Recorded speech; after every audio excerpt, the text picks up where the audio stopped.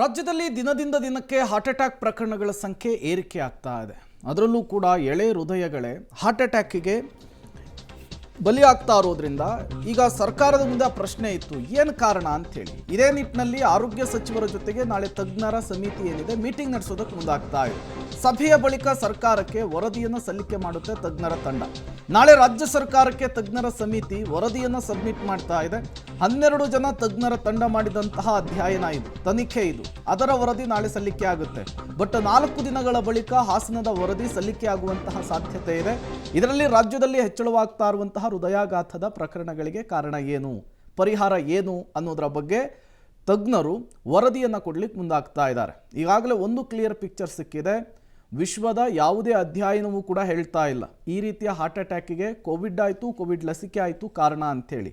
ಈಗ 12 ಜನ ತಜ್ಞರ ವರದಿ ಕೂಡ ಅದನ್ನೇ ಹೇಳ್ತಾ ಇದೆ. ಬಟ್ ಎಳೆ ಹೃದಯಗಳಲ್ಲಿ ಈ ರೀತಿಯ ಹಾರ್ಟ್ ಅಟ್ಯಾಕನ್ನು ನಿಲ್ಲಿಸುವಂತಹ ನಿಟ್ಟಿನಲ್ಲಿ ತಜ್ಞರು ಯಾವ ರೀತಿಯ ಅಭಿಪ್ರಾಯವನ್ನು ಕೊಟ್ಟಿದ್ದಾರೆ, ಏನೆಲ್ಲ ಕ್ರಮಕ್ಕೆ ಆರೋಗ್ಯ ಇಲಾಖೆ ಮುಂದಾಗುತ್ತೆ, ಅದು ಬಹುತೇಕ ನಾಳೆ ಗೊತ್ತಾಗೋ ಸಾಧ್ಯತೆ ಇದೆ.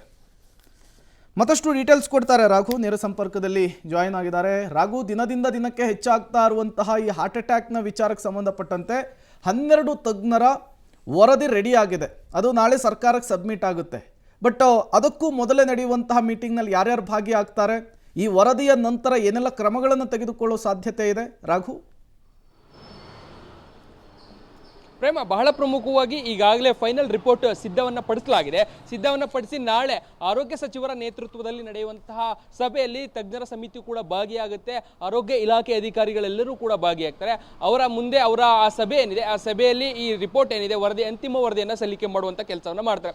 ಬಹಳ ಕ್ಲಿಯರ್ ಆಗಿದೆ ವರದಿಯಲ್ಲಿ ಇರುವಂಥದ್ದು, ಬಹಳ ಸ್ಪಷ್ಟವಾಗಿರುವಂಥದ್ದು ಅಂದರೆ ಕೋವಿಡ್ ಲಸಿಕೆಗೂ ಈಗ ಆಗ್ತಾ ಇರುವಂತಹ ಹೃದಯಾಘಾತ ಪ್ರಕರಣಗಳಿಗೂ ಸಂಬಂಧ ಇಲ್ಲ. ಬಟ್ ಆದರೆ ಕೋವಿಡ್ನ ನಂತರದ ದಿನದಲ್ಲಿ ಆಗ್ತಾ ಇರುವಂತಹ ಲೈಫ್ ಸ್ಟೈಲ್ ಬದಲಾವಣೆಗಳಿಂದಾಗಿ ಈ ರೀತಿಯಾದಂತಹ ಪ್ರಕರಣಗಳು ಹೆಚ್ಚಾಗ್ತಾ ಇದೆ ಅನ್ನುವಂಥದ್ದನ್ನು ಬಹಳ ಕ್ಲಿಯರ್ ಆಗಿ ತಜ್ಞರ ವರದಿಯಲ್ಲಿ ತಿಳ್ಕೊಳ್ಳಲಾಗಿದೆ. ಅದೇ ವಿಚಾರಕ್ಕೆ ಸಂಬಂಧಪಟ್ಟಂತೆ ಮುಂದಿನ ದಿನಗಳಲ್ಲಿ ಸರ್ಕಾರ ಇಮಿಡಿಯೇಟ್ ಆಗಿ ಕೈಗೊಳ್ಳಬೇಕಿರುವಂತಹ ಕ್ರಮಗಳು, ಜೊತೆಗೆ ಜನ ಯಾವ ರೀತಿ ಈ ಬಗ್ಗೆ ಅರಿವನ್ನು ತಾವೇ ತೆಗೆದುಕೊಳ್ಬೇಕು, ಜೊತೆಗೆ ಸರ್ಕಾರದ ಕೆಲಸ ಏನು ಅನ್ನುವಂಥ ನಿಟ್ಟಿನಲ್ಲಿ ಒಂದಷ್ಟು ಕ್ರಮಗಳನ್ನು ಯಾವ ರೀತಿ ತೆಗೆದುಕೊಳ್ಬೇಕು ಅನ್ನುವಂಥ ಸಲಹೆಗಳನ್ನ ಕೂಡ ಈಗಾಗಲೇ ಆ ಸಲಹಾ ಸಮಿತಿ ಏನಿದೆ ಅದು ತಜ್ಞರ ತಂಡ ಸರ್ಕಾರಕ್ಕೆ ನೀಡುವಂಥ ಕೆಲಸವನ್ನು ಮಾಡುತ್ತೆ. ಅದಾದ ಬಳಿಕ ಸರ್ಕಾರ ಕಂಪ್ಲೀಟ್ ಆಗಿ ತಜ್ಞರ ತಂಡ ನೀಡಿರುವಂತಹ ಒಂದಷ್ಟು ಕ್ರಮಗಳೇನಿದೆ ಅದನ್ನ ಮಾನಿಟರಿಂಗ್ ಮಾಡುವಂಥದ್ದು ಅಥವಾ ಅವುಗಳನ್ನು ಜಾರಿಗೆ ತರುವಂತಹ ಕೆಲಸಗಳನ್ನು ಮಾಡಬೇಕಾಗುತ್ತೆ. ಸೊ ಇದು ಸರ್ಕಾರದ ಮುಂದೆ ಇರುವಂತಹ ಒಂದಷ್ಟು ಸವಾಲುಗಳು ಕೂಡ ಹೌದು. ತಜ್ಞರ ಸಲಹಾ ಸಮಿತಿ ನೀಡುವಂತಹ ಕ್ರಮಗಳನ್ನು ಜನರಿಗೆ ತಲುಪಿಸಬೇಕು ಅಥವಾ ಜನರ ಮಧ್ಯದಲ್ಲಿ ಅದನ್ನು ನಾವು ಅರಿವು ಮೂಡಿಸಬೇಕು ಅನ್ನುವಂಥದ್ದು ಸರ್ಕಾರಕ್ಕೆ ಒಂದು ರೀತಿಯ ಸವಾಲಿನ ಪರಿಸ್ಥಿತಿ.